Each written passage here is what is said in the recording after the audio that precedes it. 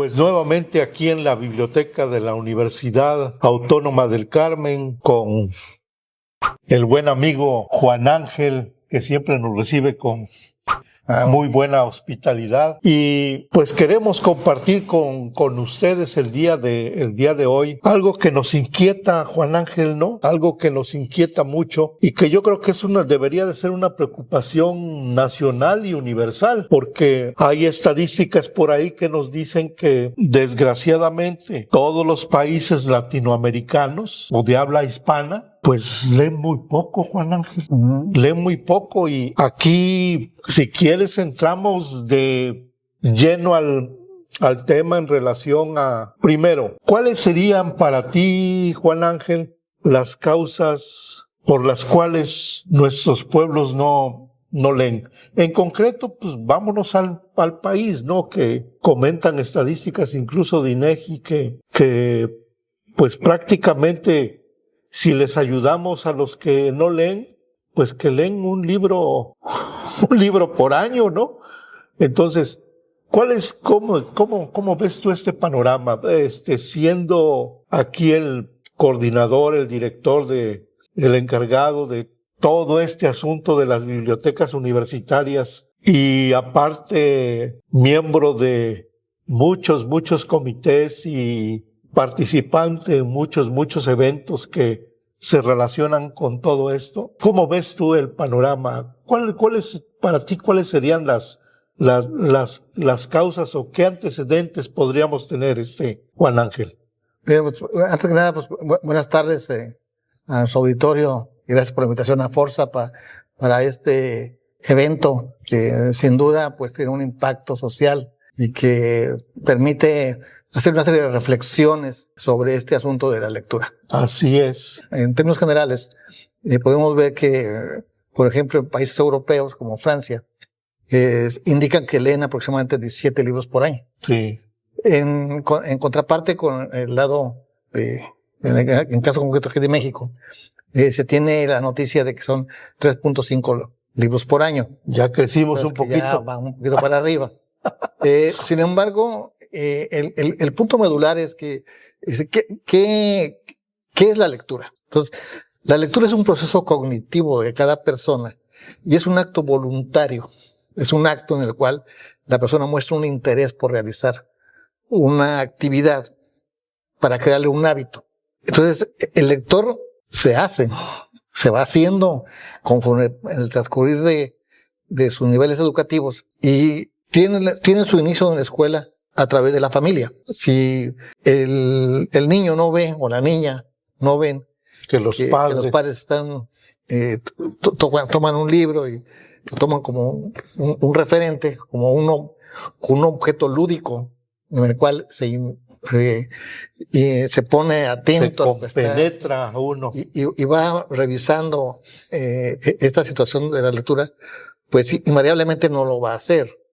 Sin embargo, al momento mismo de que se le propicia estos antecedentes, pues lo puede hacer. Es más, incluso si los padres son lectores continuos, pero el niño toma otro camino o la niña toma otro camino, sí, y llega un momento en que le parece algo que no les de su gusto. No les satisface, pero no es de su agrado. Pero ahí radica, ¿sí?, la curiosidad. O sea, radica el querer saber sobre un tema en específico y propiciarle esa curiosidad por el saber más. O sea, ¿cómo podemos saber más? Pues de un tema en específico, porque dentro de nuestro contexto cerebral hay un hemisferio izquierdo y uno derecho. Entonces, pero uno se va más, ¿sí?, hacia el poder llevar un acto que lleva una connotación del pensamiento.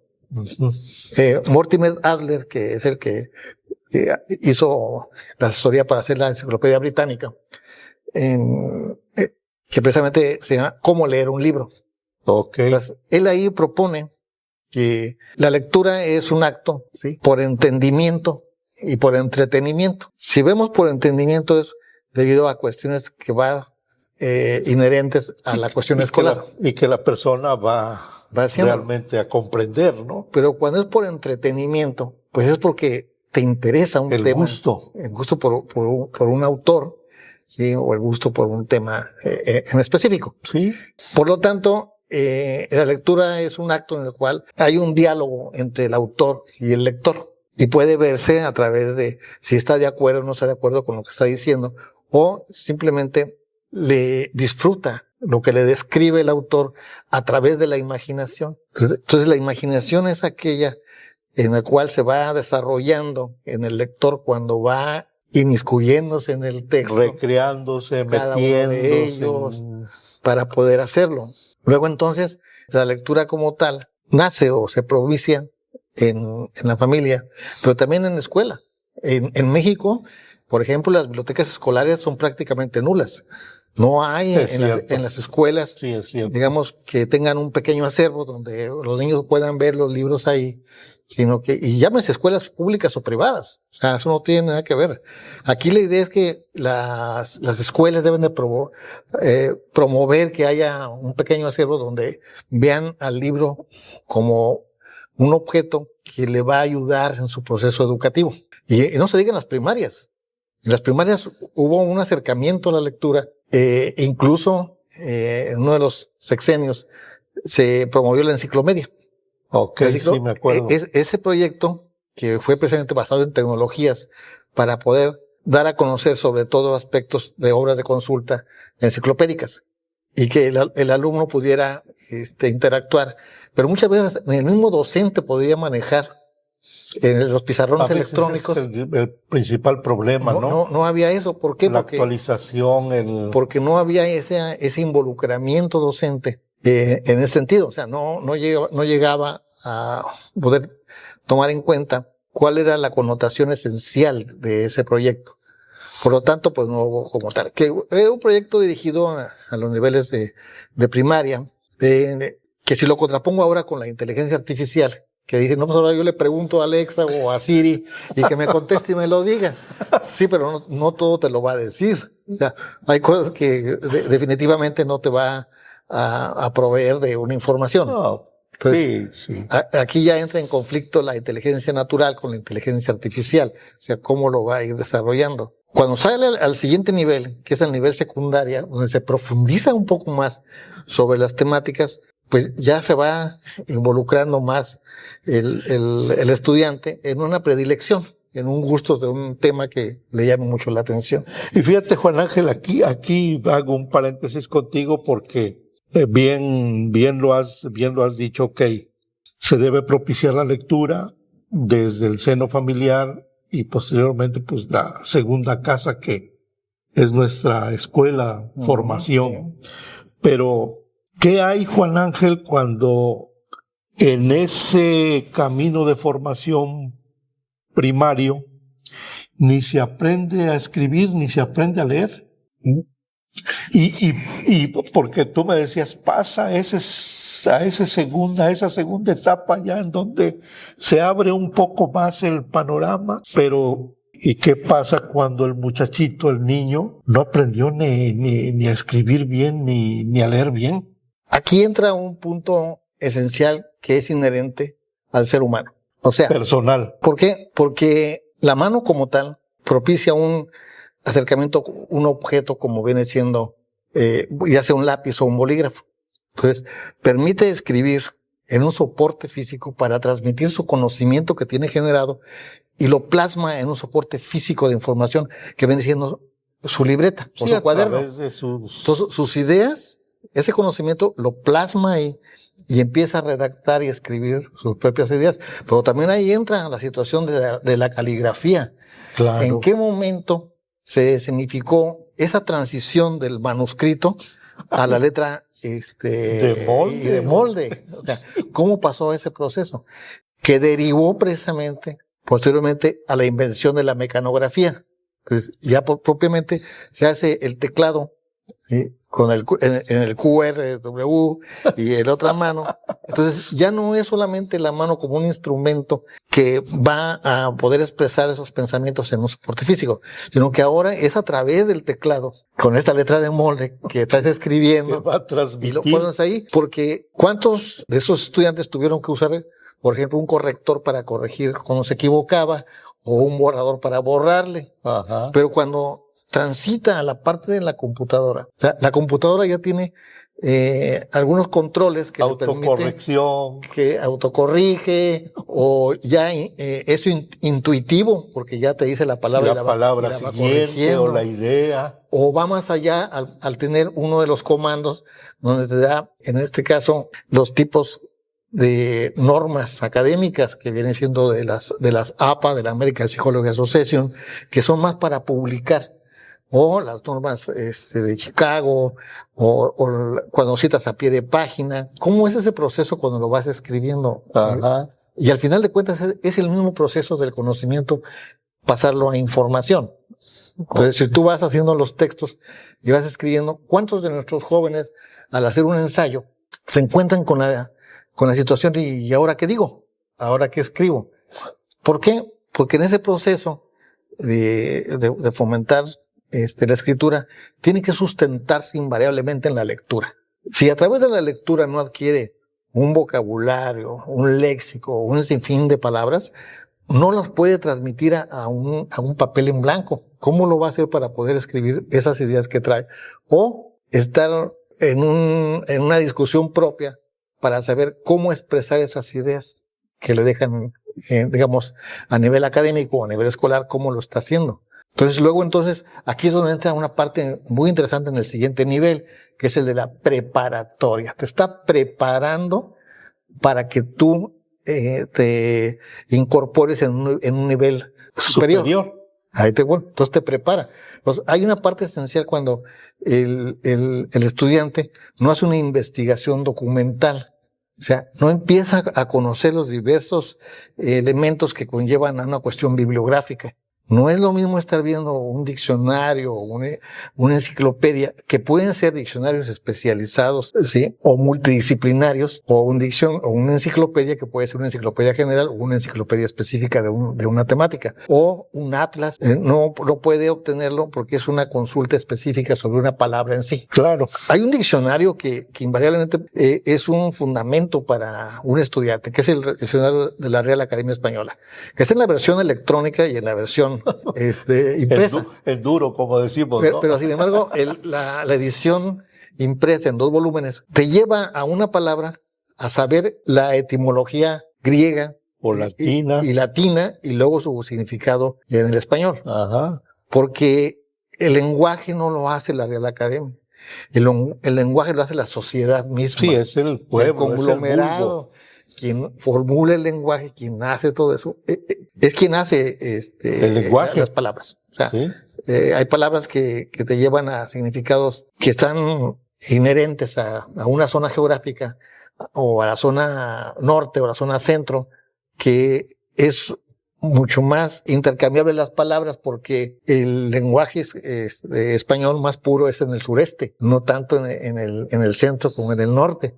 ¿Por qué? Porque aquí fue donde llegaron primero a hacer estos intercambios para poder hacerlo. Y cuando es cierto. Cuando hubo una simbiosis con la lengua náhuatl, por ejemplo, entonces ya el lenguaje del náhuatl ya te lleva a un prefijo, a un infijo y a un sufijo de la palabra. Cuando entra una palabra que no podían decirla de una manera correcta las gentes que vinieron a la conquista de México, porque se piensa que fueran españoles, pero no es así. Mucha gente que vino aquí pedían personas que habían estado en Constantinopla, que habían estado en la zona de Cartago, habían estado en la zona de Roma. Y principalmente que en el aspecto de, o sea, sí, de frailes, ¿no? Que venían navíos, navíos españoles, pero dentro de esos navíos venían personas de diferentes nacionalidades. Eso está documentado con los soldados cronistas. Uh-huh. Sin embargo, posteriormente con los frailes que empezaron a documentar todo ese tipo de historias, empezaron a hacer esa simbiosis con el lenguaje, porque no había una situación que los llevara hacia un fin determinado de una palabra. Si como se decía, oye, ¿a dónde vas a ir? Donde se estableció, por ejemplo, Hernán Cortés, voy a Cuauhnáhuac. Entonces, ellos lo interpretaban como, por no decir la palabra Cuauhnáhuac, que es el lugar de árboles o lugar de donde estaban una vegetación. Decían, vas a Cuernavaca. Entonces la palabra empezó a distorsionarse hacia esa frase española de Cuernavaca. Y fíjate, Juan Ángel, cómo todo esto, aunque a lo mejor alguien que nos está viendo dirá, bueno, ¿y eso qué tiene que ver con la lectura? Lógicamente, si no conocemos el significado de las palabras, la lectura va a ser infructífera, ¿no? ¿Por qué? Porque no vamos a entender realmente lo que estamos leyendo, ¿no? Sí, porque hay que ver que la lectura promueve libros de acuerdo a la época, de acuerdo al tiempo. Sí. Si yo lo veo así, en el siglo XV, siglo XVI, en Europa ya había personas que escribían de una forma mucho más concisa porque estaban involucrados dentro de reinos. Entonces, al dotarles de los elementos de mantuición, hacían que los artistas o los escultores o los amanuenses, los escritores, pudieran escribir de una manera más caligráficamente bien que otros que no tenían ese proceso. O sea, porque no había personas que estuvieran involucradas precisamente en la cuestión de la lectura, porque la lectura de alguna forma estaba vedada a todos. ¿Por qué? Porque era una situación que te hacía pensar, te hacía reflexionar. Y fíjate, precisamente eso, Juan Ángel. Leer nos hace reflexionar, leer nos hace pensar. Ok, ¿cómo el muchacho, como íbamos con primaria, secundaria, preparatoria, para que esté listo a ese enfoque universal en la universidad, entiende precisamente este proceso cognitivo? ¿Por qué? Porque yo lo que creo y lo que veo es de que cada vez pensamos menos, y voy a decir la palabra, como que el entorno, el ambiente nos manipula, como que nos va metiendo en estereotipos, prototipos, modelos que ni siquiera son los nuestros. ¿Cómo desarrollar dentro de esas preparatorias y esas universidades precisamente el que el muchacho o la muchacha realmente entiendan y comprendan precisamente que el saber viene de un esfuerzo que no se va a dar sin la lectura, sin la escritura y sin ese aprendizaje que alguien ya nos puso en bandeja de plata y que nos lo está entregando precisamente para nuestro bienestar y desarrollo. Ahorita regresando, Juan Ángel, continuamos, ¿sale? De acuerdo.